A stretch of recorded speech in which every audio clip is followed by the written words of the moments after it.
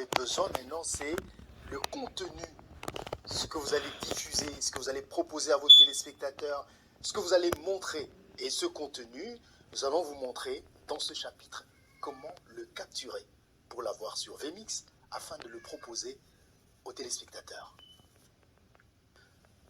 L'une des choses que je ne savais pas quand j'ai commencé le live streaming, c'était comment capturer la vidéo dans votre programme.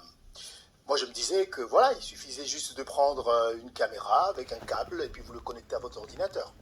Non, malheureusement, les ordinateurs sont conçus, enfin les sorties USB ou HDMI sont conçus pour sortir ce qui vient de l'ordinateur. Maintenant, si vous voulez capturer quelque chose qui vient, une image qui vient de l'extérieur, vous devez utiliser ce qu'on appelle une carte de capture.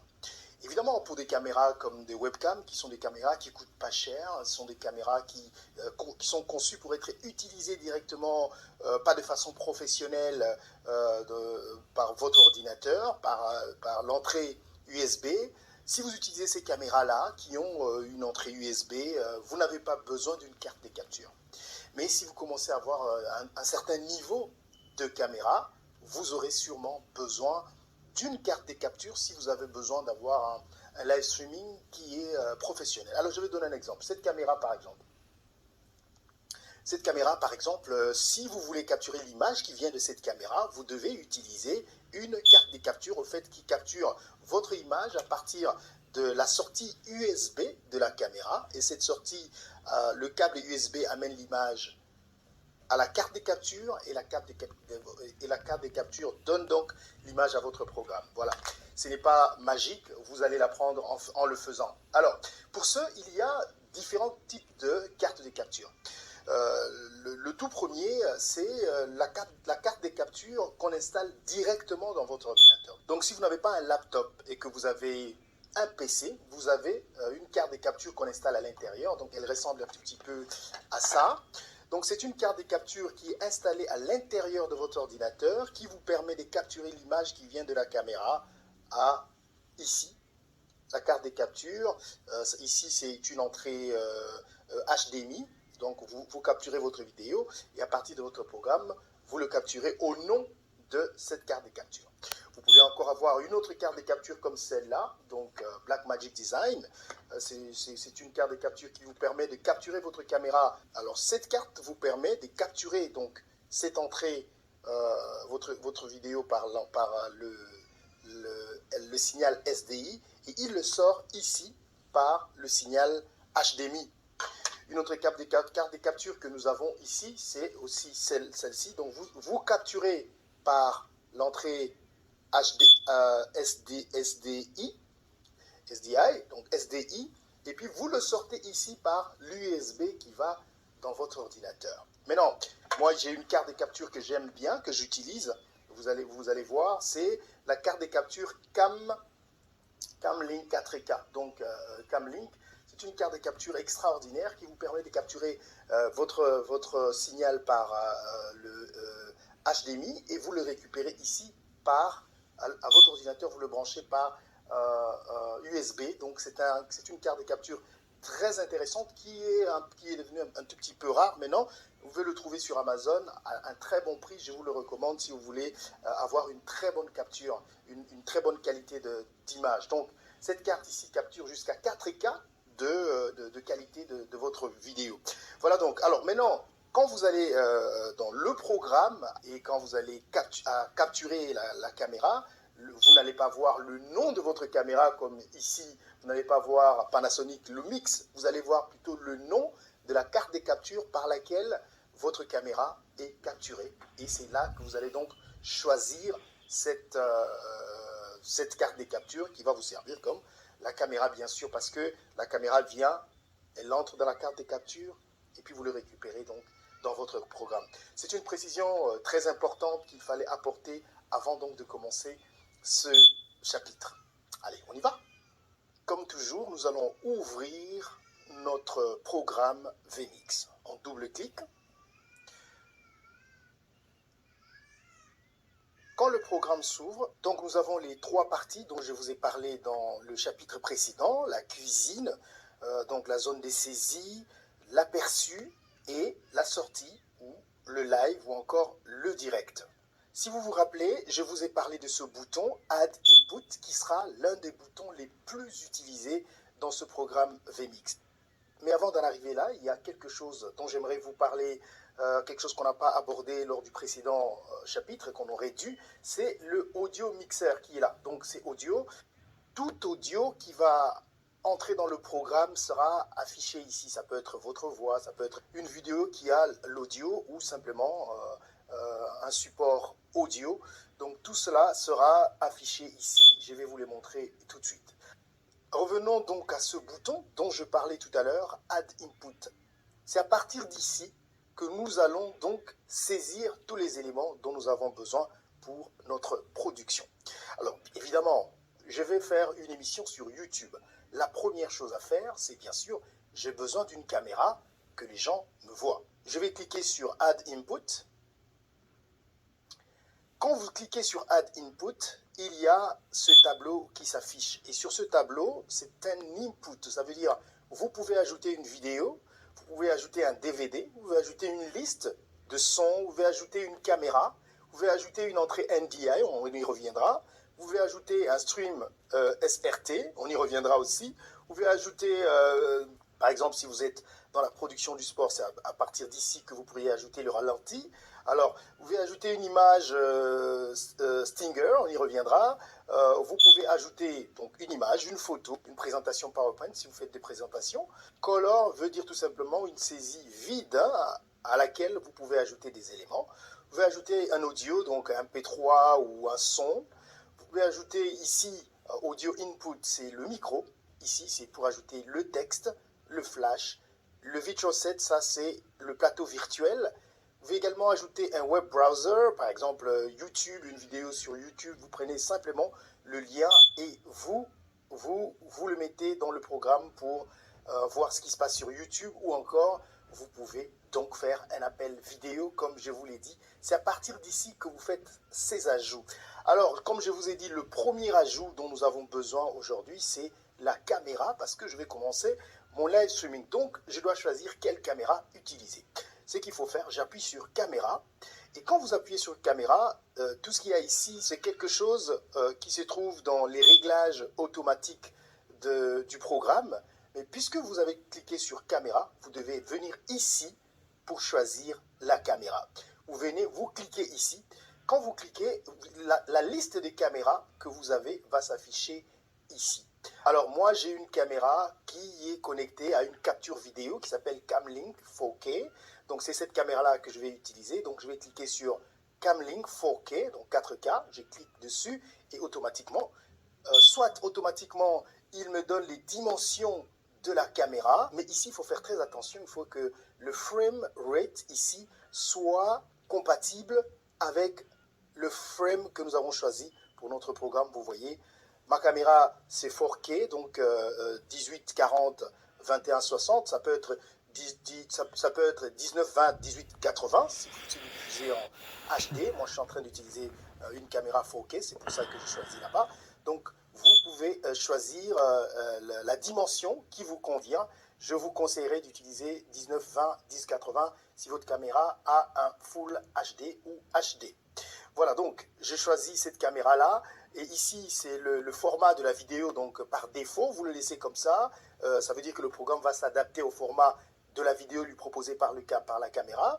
Puisque nous allons utiliser une autre source audio, nous allons ignorer cet audio. Donc, il me propose que j'utilise l'audio de la caméra. Je vais dire non. Alors, dans vMix, tout ce que vous voyez non, ça veut dire donc neutre, rien du tout. Je clique sur non. Donc, j'ai la caméra, j'ai le format de la caméra et le format qui est compatible au format ici en vert. Ce que je vais faire, donc, je vais cliquer sur OK et vous allez me voir. Bien voilà, vous pouvez me voir, donc j'ai ajouté la caméra à ma production vidéo du jour. Après avoir bien sûr ajouté la caméra, qu'est-ce qu'il faut? En plus, il faudra ajouter le son. Nous avons besoin du son pour que quand vous faites une production, que les gens puissent vous suivre, bien sûr. Alors, nous allons faire la même chose. Nous venons sur Add Input. audio input. Si vous cliquez sur audio, c'est simplement une audio comme un MP3 ou un son que vous ajoutez. Mais si c'est votre micro, c'est audio input. Vous cliquez sur audio input. La même chose avec la caméra. Il vous demande de choisir l'audio que vous voulez utiliser. Vous cliquez ici. Il y a toute une liste d'audio. Bon, ça, ce sont des audios à l'intérieur du programme. Je ne vais pas les utiliser. Mais il y a un micro que je vais utiliser qui s'appelle CBHT Audio. Ce micro-là, je peux choisir celui-là ou celui-là. Si je veux utiliser l'audio de la caméra, je peux aussi choisir celui-là. Mais ce que je vais faire, ce que je vais choisir, cet audio-là, c'est celui que je vais utiliser pour cette production. Je clique dessus et puis je clique OK.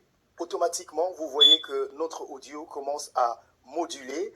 Et comme ça, donc, vous savez que votre production a la vidéo et a l'audio et vous êtes prêt pour aller en direct. Maintenant, vous avez votre caméra, vous avez aussi l'audio, donc les gens peuvent vous entendre.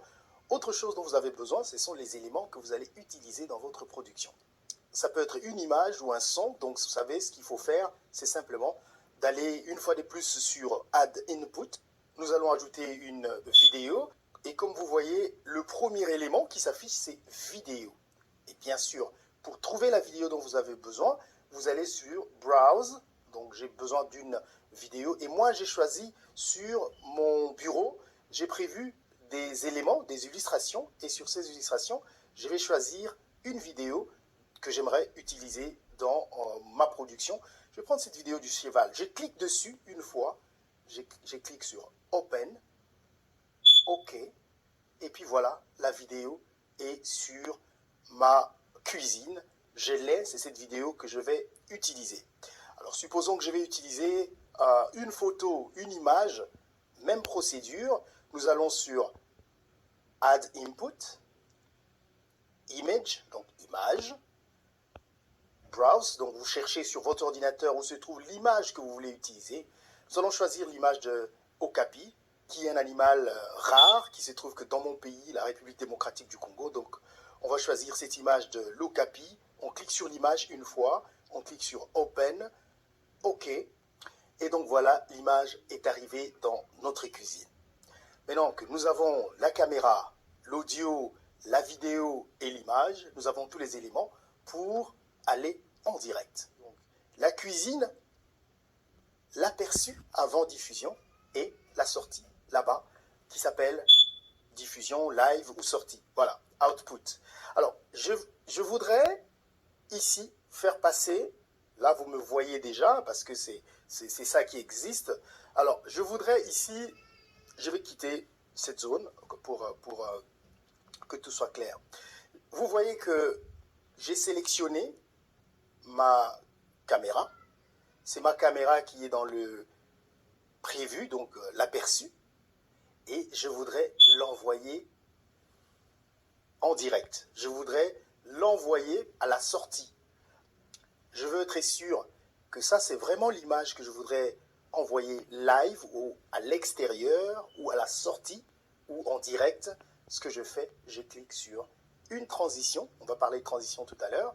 Et vous allez voir, la caméra vient là-bas au direct, live. Donc les gens, en ce moment, sont en train de voir ce qui se passe ici. Pendant que ma caméra est en train de passer en direct, je peux dire, je vais préparer l'image, je vais préparer l'image du cheval parce que après, j'aimerais faire passer cette image du cheval. Je clique donc sur le cheval, vous voyez que le cheval apparaît ici. Je me rassure que la qualité que je veux du cheval, c'est ce qui apparaît. Et qu'est-ce que je fais? Je viens ici, dans la transition, je clique, et puis vous allez voir, le cheval va passer en direct. Bam, voilà, l'image du cheval passe en direct.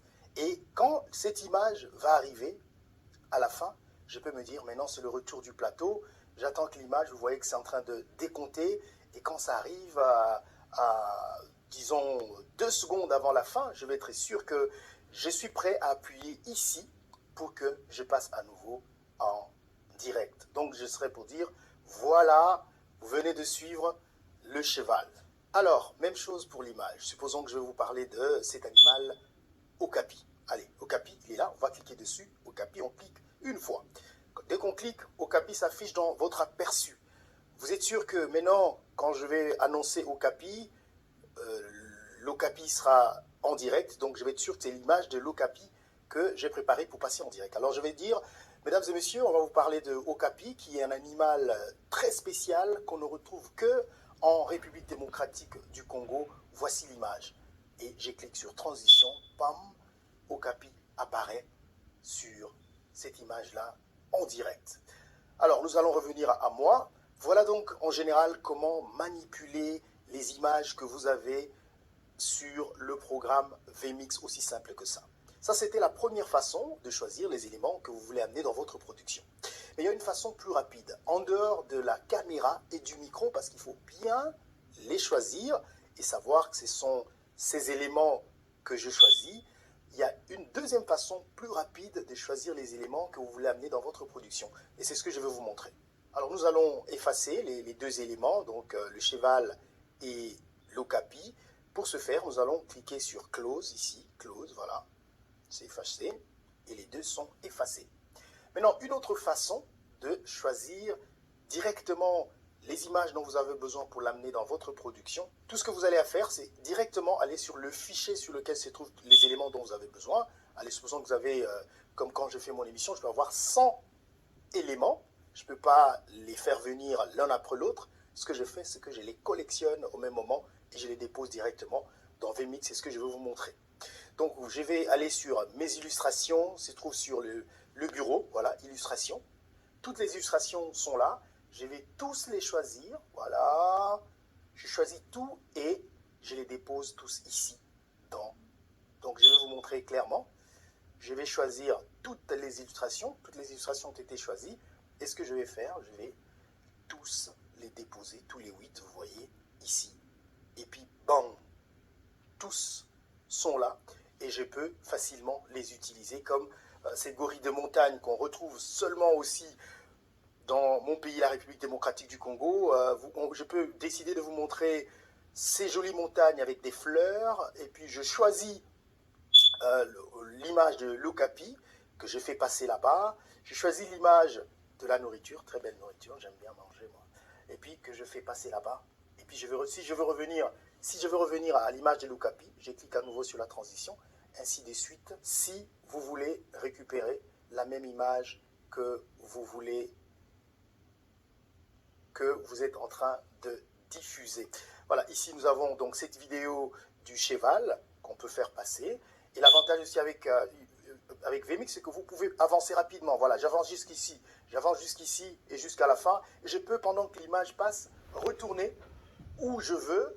Ce qui n'est pas le cas avec d'autres programmes où il faut le faire manuellement. Mais ici, vous pouvez dire, je veux que cette image commence. Dès qu'il a commencé, vous dites, dès qu'elle a commencé, vous dites, je veux aller jusqu'à la 10e seconde. Je veux qu'elle commence là simplement pendant qu'elle passe. Et puis voilà, ça continue. Vous voyez cette image, comme cette image du chien que j'aime bien, le chien et les chiens qui jouent.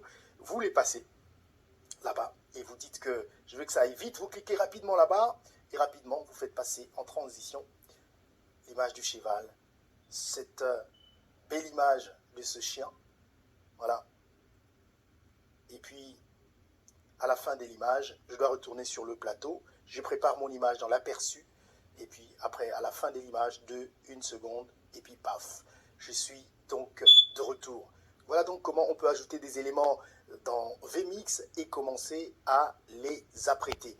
Maintenant, nous allons parler de ces transitions qui sont ici. Ce sont des transitions, il y en a plusieurs. La transition 4, ça veut dire c'est 4, donc pac, ça s'appelle 4, le terme technique. Donc vous partez d'une image à une autre, regardez, cac. Alors, l'autre transition fade, c'est un peu plus, c'est fondu, en fondu, voilà. Vous cliquez dessus, en fondu. C'est un peu plus smoothie, comme on dit, un peu plus doux. C'est à vous de choisir quelle transition vous voulez entre vos éléments. Et voilà, donc vous pouvez choisir Merge aussi, voilà.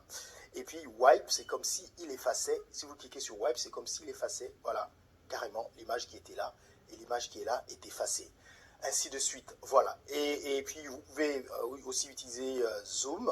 C'est à vous de voir comment est-ce que vous voulez utiliser vos transitions. Choisissez celle qui vous plaît par rapport à la production que vous désirez faire. Et toutes les transitions peuvent vous aider à accomplir ce que vous voulez. Moi, je préfère bien utiliser Fade parce que je trouve que c'est très calme et un peu plus professionnel.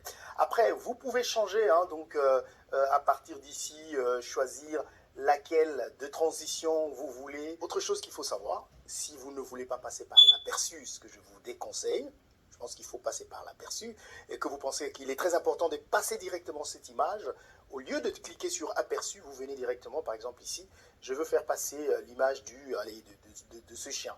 Hein, je vais faire passer l'image de ce chien, on va le retourner là-bas.